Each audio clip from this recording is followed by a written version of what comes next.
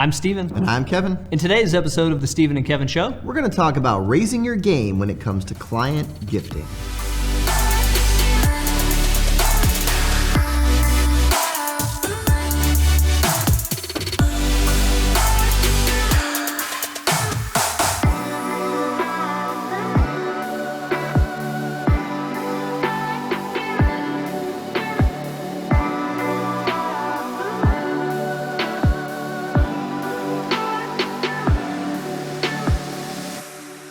Hello everyone and welcome back to episode 77 of the Steven and Kevin Show. And today we're going to be talking about improving your gift giving game. We get a lot of advisors who come to us for coaching and training and they want to build loyalty with clients and want to engage that law of reciprocation, but they want to do it the right way. And we're going to share some tips with you today. Yeah, so over the years we've talked a lot about how to engage clients on a social level. You take them to lunch, you have events, you get to know them beyond the numbers. We've also outlined through all the research we've done the impact this has on your bottom line. So not only do you have more fun as an advisor and you deepen the loyalty of your clients, they tend to refer you more often when you have a better relationship. So all that to say, hey, there's a reason why we're focused on this today. Client gifting makes a difference.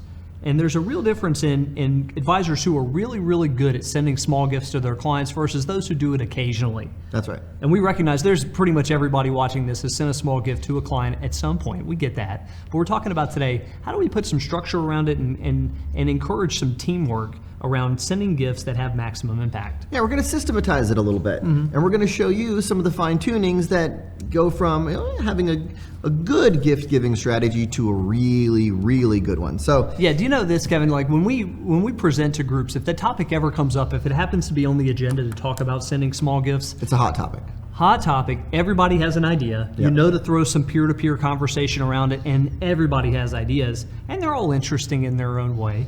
We had an advisor one time who said that a client of hers had a relative who passed. The relative had season tickets at the ballpark, and they had a piece of the scoreboard framed with a plaque and things like that you're just like, that's a great idea.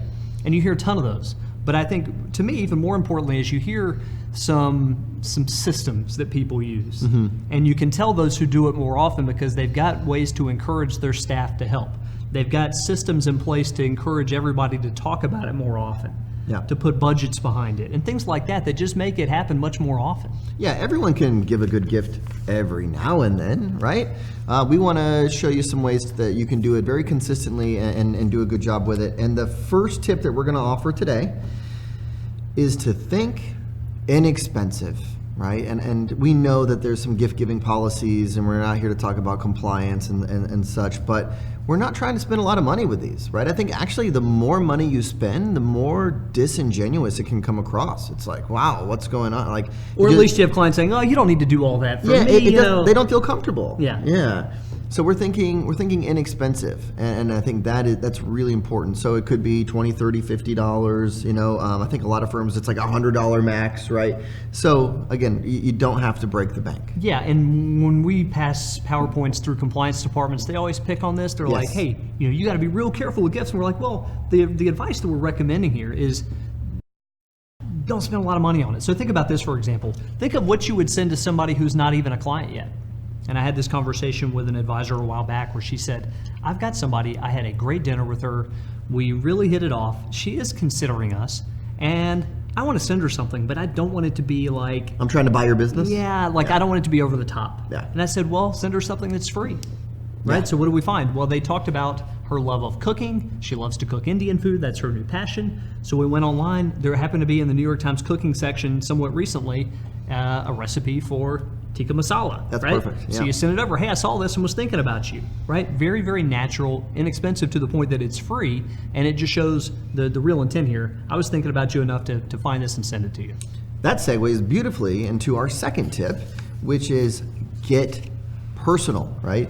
Giving a sleeve of golf balls with your firm, a name on it or a hat or whatever it is not personal, right? So if it's something like that, like a recipe for something, or if I love your example of the piece of the stadium scoreboard. You need to know your clients enough to be able to personalize the gift. And a lot of times we'll say, well, think about like the standard coffee table book.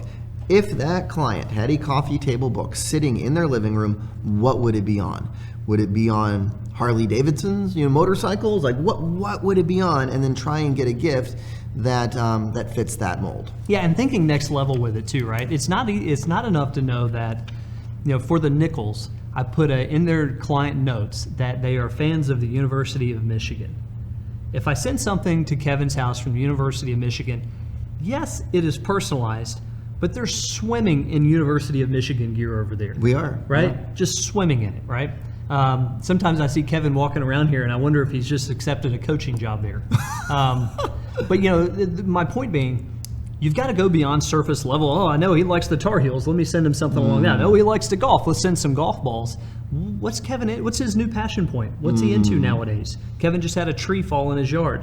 So if I'm thinking surprising, I don't get a gift out of it, but I'm thinking, what's a little touch point to show that I was thinking about him? Maybe I find an article that's like about all the tree fallings across Greensboro here lately. Yeah, with or the something. Thunderstorms and the price gouging. And that I going called on. around to a couple of people that I know. Yeah, exactly. I called around to a couple of people that I know and have found who they really recommend for tree removal. Yeah. Right? Just little things like that show that I'm thinking about Kevin. Not a gift, but it shows how personal this should be. Next level personal. That's good.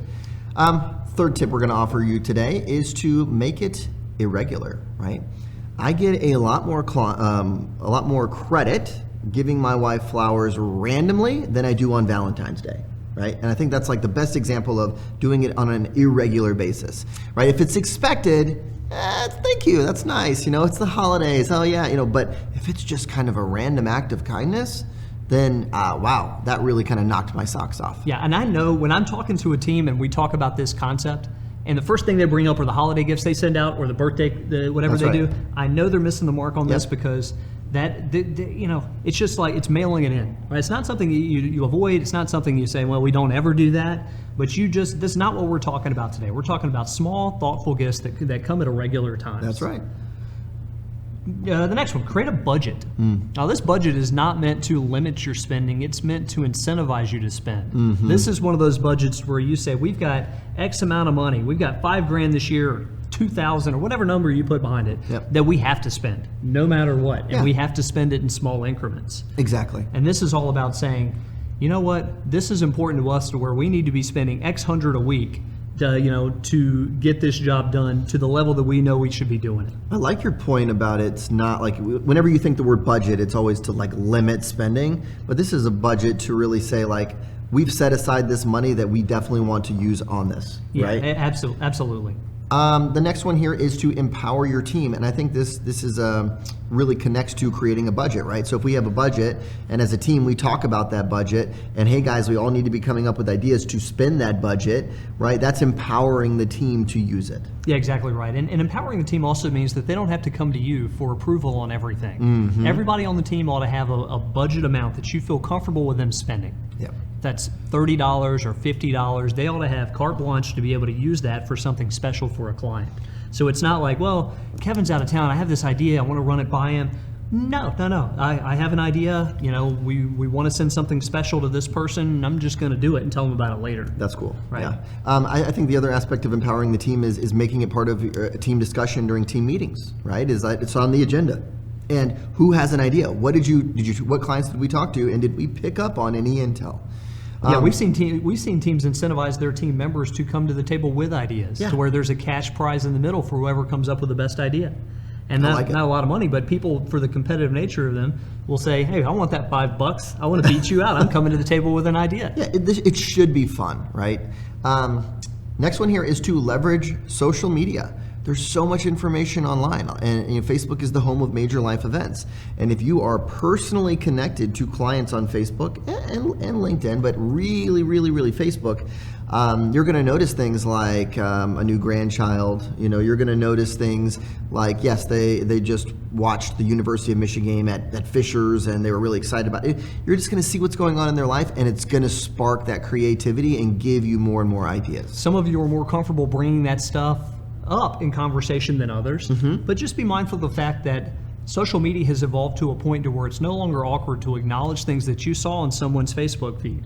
If you're Right. friends with them, If yeah. you're friends with them, if they're a close client of yours, it's Yeah. not like they're a prospective client and you did some deep Googling to arrive at some information that just shows that you were kind of hyper researching them. We're talking about Yeah.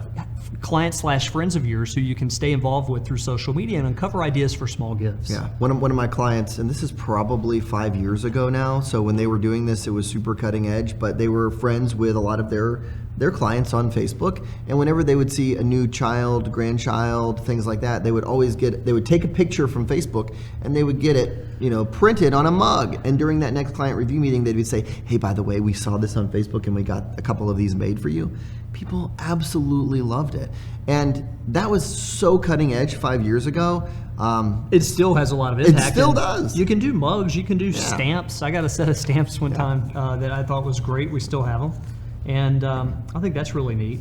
So also, focus on shareable. So we were all about sparking some word of mouth. If you send me something to my house that me and my family enjoy, great. If you send me a basket of baked goods at a special occasion, we're having a work anniversary or something, and you send a big bouquet of flowers, or you send a big basket of baked goods that I'm not possibly eating by myself, people are going to ask where it came from, right? Exactly. That sparks word of mouth, and that's what we're talking about when it comes to shareable. You know what? And also putting it in high traffic areas, like if it's something that will be in an area where everyone will see it, or something that people will use on a regular basis. I remember I got surprised and delighted, hint, hint, like a little winky face, by a financial advisor. And she sent me a backpack, like a day pack, because she saw on my LinkedIn that I like to backpack.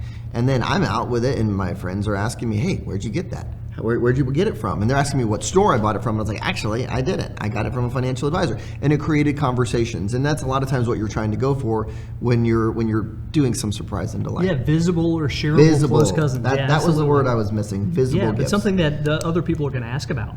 Yep. Hey, one thing to think about is as you're trying to make this more a part, so some of you are listening to this and you're thinking, we're all over this, we're really good at it, and many, many more of you are looking at this and saying, we could probably improve this. Yeah. Most everybody could look at this and say, I need to improve it in some way.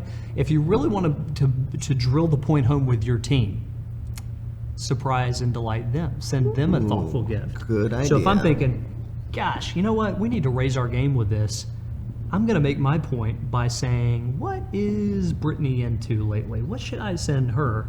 And so she gets the concept even more than she already does. It's the epitome of leading by example, right? You surprise and delight the team, and then you meet with the team. You say, hey guys, we're going to start doing this for our clients. Yeah. Here's the budget. Here we're going to incorporate into team meetings. Here's the we're going to make it a competition. Who can come up with the creative best idea, and then you really launch the process. Yeah, absolutely. So, and here's one thing to think about: when you do this, not always is it going to result in a client saying immediately, "Hey, that was really good. I need to send Kevin some referrals." Right. That's not the way it works most of the time. It does occasionally, but more often than that, it's general goodwill that you're building. And think about this dynamic. Let's say that, for example, I send Kevin and Michelle, I'm their financial advisor, and I send Kevin and Michelle something really personal and interesting, and they're really just, they think, yeah, that guy Steven is pretty special. He's a really nice guy. Nobody ever really says that. This is a very hypothetical situation, right? Yeah, that's Steven. Yeah, really a nice guy. And let's say that hypothetically again, I go to them a week or two later, or a month or two, or a year or two later, and I'm like, hey, your business partner, I'd really like to meet him. What's his story? Would you put me in front of him? Now, if I'm consistently building goodwill with him through some lunches, some dinners, some events, some small gifts here and there, he's a whole lot more likely to want to help me out. We have that depth of relationship. It's all about the law of reciprocity, right? Popularized by Robert Cialdini in his book, The Psychology of Influence. A really good book. You should read it. I want to recap these really quick. So if you're listening or watching, that you can take notes. Again, think inexpensive, right? Get personal. Make it irregular. Create a budget. Empower your team. Leverage social media. Focus on shareable gifts. And we added a bonus on focus on visible gifts. Yeah, absolutely. A lot of times, gang, people ask us, what's the difference in the Stephen and Kevin show and the Oxley Learning Center? Well, the show is I don't want to say random topics, but we'll pick a topic like small gifting. We'll share with you 15, 20 minutes on that topic and have a lot of fun doing it. The Learning Center is a more formal educational system to where we record full-length courses on topics specific to financial advisors. They're more in depth. Yeah, they're more in depth, they're more organized, they have better action steps and deliverables afterwards. They have worksheets that go along with them. They have quizzes to make sure you picked up on the key concepts. Yeah, so it's a really neat system. We put a ton of energy into building that out. You think we put energy, into having to produce shows? We have fun with it. They're short. The Learning Center takes a lot more effort to build out in a meaningful way, and all the more reason why $99 a month is such a steal. Wait, Stephen, only $99 a month? No, seriously, Kevin, $99 a month, Right. and for that you pick up a ton of ideas directly from us. It's very actionable. Take advantage of it, and you'll be glad you did. So, anyway, thanks for joining, everybody.